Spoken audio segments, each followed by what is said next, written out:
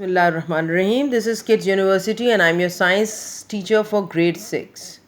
हम पिछले हफ्ते चैप्टर नंबर 5 रीड कर रहे थे, that is matter and their physical properties.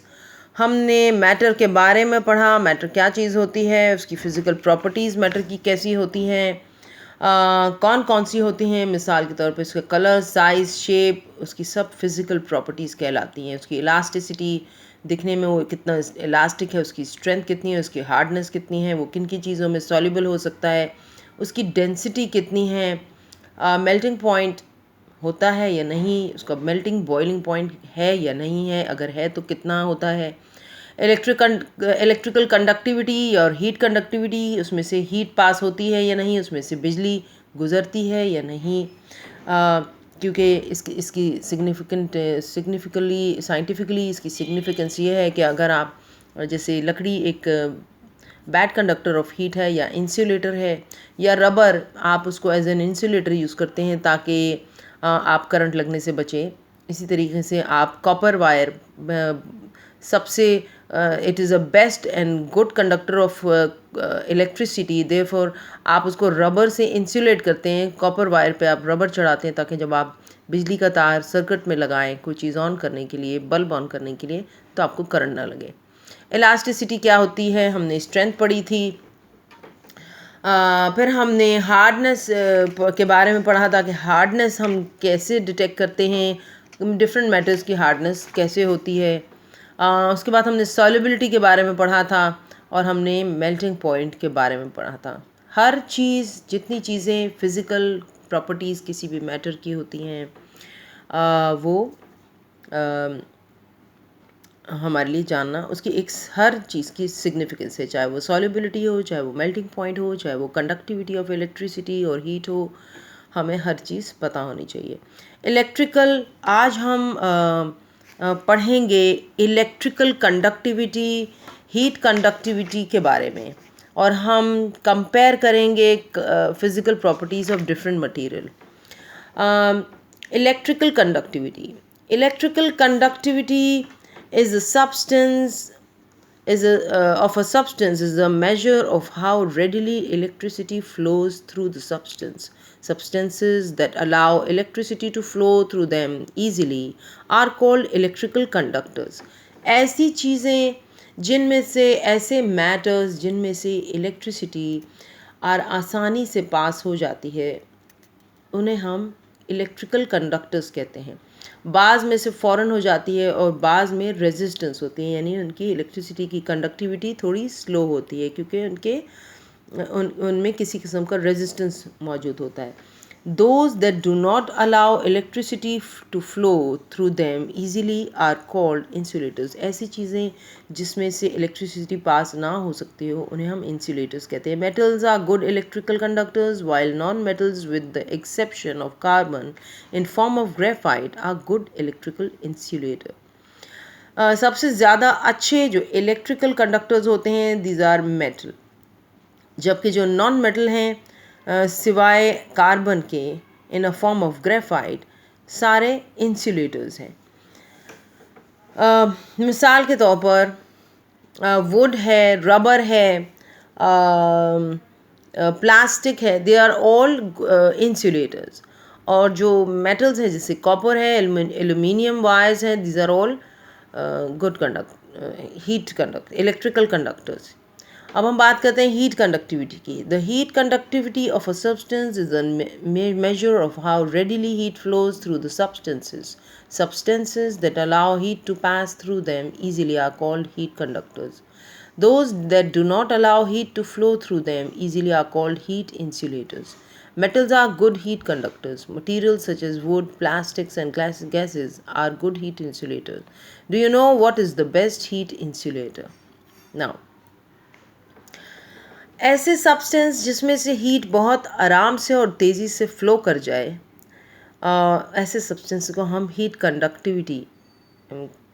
Conductors कहलाते हैं, जिसमें से हीट एनर्जी पास हो जाए. ऐसे सब्सटेंसेस जिसमें से हीट एनर्जी पास ना हो, हम उन्हें हीट इंसुलेटर्स कहते हैं। Metals are good heat conductors, metal सबसे अच्छे हीट कंडक्टर्स होते हैं। Material such as wood, plastics and gases are good heat insulator.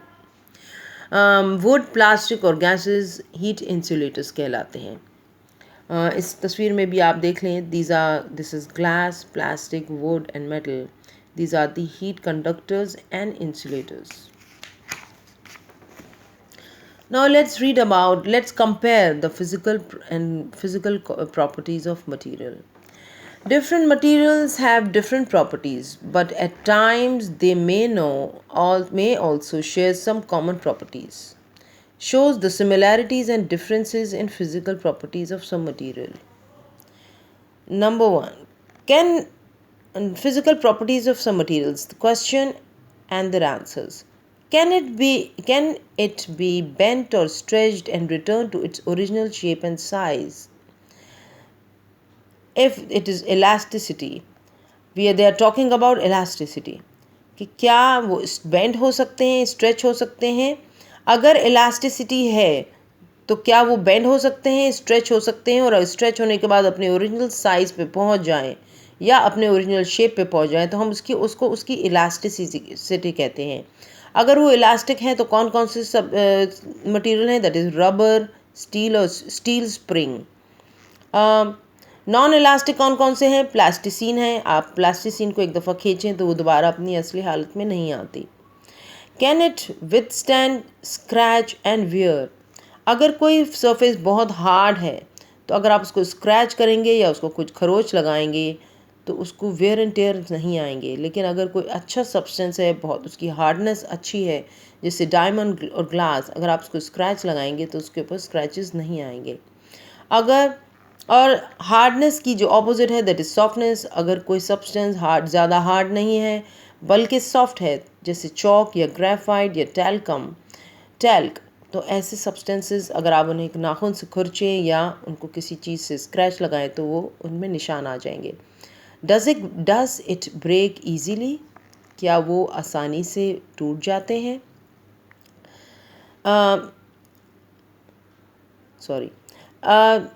Does it break easily का मतलब है कि क्या वो कमज़ोर सब्सटेंसेस हैं, मैटर्स हैं, या वो एक मजबूत या स्ट्रॉन्ग मैटर्स हैं। अगर कमज़ोर यानी वीक मैटर्स हैं तो उसमें जैसे ग्लास और चॉक, आप चॉक के 2 टुकड़े करें हो जाएंगे, आप ग्लास ज़मीन पे गिर जाए फ़ौरन टूट जाएगा। स्ट्रॉन्ग स्टील है, रीइंफोर्स कंक्रीट्स हैं, अगर ये नीचे गिर जाएं तो ये आसानी से नहीं टूटते। Does it dissolve in water? उनकी वाटर, हम ऐसी चीज़ें जो पानी में डिज़ोल्व हो जाएं हम उन्हें वाटर सॉल्यूबल कहते हैं। लिहाजा ऐसी चीज़ें हम देखते हैं कि कौन सी चीज़ पानी में डिज़ोल्व हो रही है और कौन सी चीज़ पानी में डिज़ोल्व नहीं हो रही। जो चीज़ें पानी में डिज़ोल्व होती हैं हम वाटर सॉल्यूबल कहते हैं, जैसे शुगर या सॉल्ट है वो वाटर सॉल्यूबल है। ऐसी चीज़ें जो पानी में सॉल्व नहीं होती हैं हम उन्हें नॉन वाटर सॉल्यूबल कहते हैं। फिर उनके हम अलग अलग नाम रखते हैं। अगर ऑयल सॉल्यूबल हैं तो हम उन्हें ऑयल सॉल्यूबल कहते हैं। अगर वो अल्कोहल में सॉल्यूबल हैं तो हम उन्हें अल्कोहल सॉल्यूबल कहते हैं। इथाइलिन सॉल्यूबल हैं, प्रोपाइलिन सॉल्यूबल हैं, वो डिफरेंट आ जाते हैं। इसीलिए हम ऑल टुगेदर उनको नॉन वाटर सॉल्यूबल कहते हैं, जैसे कि ग्रीस या oil. Does it have a high melting point? उनका हम मेल्टिंग या बॉइलिंग पॉइंट चेक करते हैं। जैसे अगर किसी का हाई मेल्टिंग पॉइंट है तो वो आयरन या सिरेमिक फाइबर्स हैं जिनके बहुत ज़्यादा मेल्टिंग पॉइंट होते हैं, यानी वो बहुत ज़्यादा दहकाए जाएं, गर्म किए जाएं तब जाके वो मेल्ट होते हैं। लो मेल्टिंग पॉइंट ये है कि अगर आप उन्हें हल्की सी भी हीट दें तो वो पिघलना शुरू हो जाते हैं। जैसे आपके घर में आम तौर पे आपके घर की फ्रिज में रखा हुआ आपका मक्खन होता है, बटर होता है, पीवीसी फोम्स हैं, वैक्सेस हैं, इनके सबके लो मेल्टिंग पॉइंट होते हैं। Does it allow heat to pass? Heat conductor हैं या नहीं है? अगर अच्छे हीट कंडक्टर हैं तो फिर कॉपर और टंगस्टन सबसे ज़्यादा अच्छे हीट कंडक्टर्स हैं। और अगर अच्छे हीट कंडक्टर नहीं हैं तो पीवीसी फोम या एयर हीट इंसुलेटर्स, इनको हम अगर अच्छे हीट कंडक्टर्स नहीं हैं तो हम उन्हें हीट इंसुलेटर्स कहते हैं, यानी जो जिसमें से हीट पास नहीं होती, that is PVC foam and air. क्या उनमें से इलेक्ट्रिसिटी पास होती है? क्या वो इलेक्ट्रिकल कंडक्टर्स हैं? तो कॉपर और सिल्वर अगर हैं, अगर इलेक्ट्रिकल कंडक्टर्स हैं, good conductors, that is copper and silver. और अगर नहीं है तो हम उन्हें इंसुलेटर्स कहते हैं कि उसमें से इलेक्ट्रिसिटी पास नहीं होती। that is plastic and wood. Does it bend easily? क्या वो flexibility है उनमें या नहीं है? That is, अगर flexible ज़्यादा हैं तो हम कहेंगे कि वो flexible हैं, जैसे रबर या कुछ किस्म के plastics भी हैं जो कि flexible होते हैं. और अगर वो फ्लेक्सिबल नहीं है तो हम उन्हें स्टिफ कहते हैं कि उनकी इसमें स्टिफनेस है या नहीं. तो ऐसे मटेरियल को हम स्टिफ कहते हैं और उनमें सबसे पहली एग्जांपल है wood and concrete. Does it allow light to pass through it? क्या उनमें से रोशनी की किरण गुजर सकती है? इसका मतलब है कि वो ट्रांसपेरेंट हैं या ओपेक हैं. अगर लाइट पास होती है तो ट्रांसपेरेंट है और अगर ओपेक हैं तो ट्रांसपेरेंट नहीं है. दैट इज सॉरी, अगर ट्रांसपेरेंट है तो ग्लास, एयर और वाटर, और अगर ट्रांसपेरेंट नहीं है तो आयरन, वुड और मार्बल. आयरन, वुड या मार्बल ओपेक कहलाते हैं क्योंकि इनमें से लाइट एनर्जी पास नहीं होती. हमारे एवरीडे यूज़ ऑफ मटेरियल में हम ये चॉइसेस किस तरह से देखते हैं. A wide choice of material is available for various uses due to the differences and similarities in their physical properties. Take for example a water hose. A water hose needs to be flexible. Both plastics and rubber can be used to make a water hose. However, plastic hoses are preferred these days because they can be either transparent or opaque, unlike rubber hoses, which are opaque. Plastic hoses are also more durable than rubber hoses. कह रहे हैं कि आपकी जो common example होती है that are plastic hoses in your home that through which you water your plants in your garden. All are made up of plastic as well as rubber. इसलिए बनाए जाते हैं ताकि ड्यूरेबल रहें, रोज़ाना के इस्तेमाल के हैं, हार्ड भी हों, जल्दी से टूट ना जाएं, इसलिए उनको फ्लेक्सिबल होना बहुत ज़रूरी है. फ्लेक्सिबिलिटी की चॉइस आपके इस्तेमाल की वजह से भी होती है कि हम बाज़ औक़ात चीज़ों की फ्लेक्सिबिलिटी इसलिए देखते हैं कि अगर वो स्टिफ हुए, रिजिड हुए तो वो काबिल इस्तेमाल नहीं होंगे.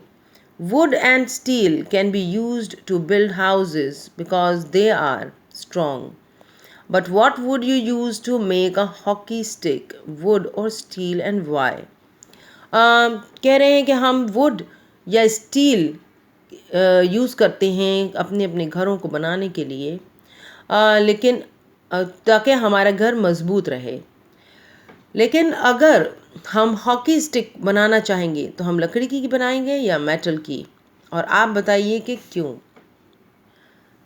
Dear students, this is all for today. Let's do some exercises as well. Exercises आपको स्लाइड्स में मिल जाएंगी. हम इस चैप्टर की एक्सरसाइजेज बाकी की कंप्लीट करेंगे फॉर द रिलेटेड टॉपिक जो हमने आज रीड किया है. And next week we will start our new chapter. Till then, अल्लाह हाफिज़.